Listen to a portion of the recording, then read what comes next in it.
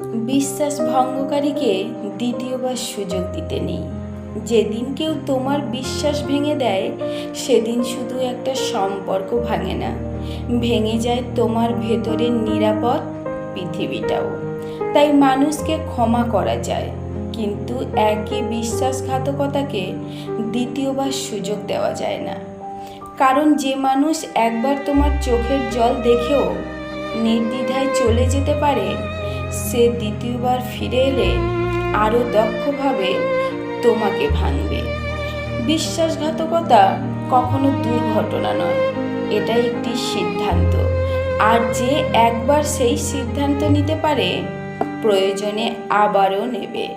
তাই কাউকে হারানোর ভয় পেও না, নিজের সম্মান হারানোর ভয় পেও।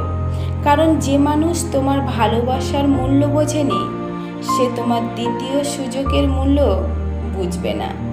মনে রেখো, ভাঙা কাঁচ জোড়া লাগানো যায়, কিন্তু তাতে নিজের মুখ আর আগের মতো দেখা যায় না।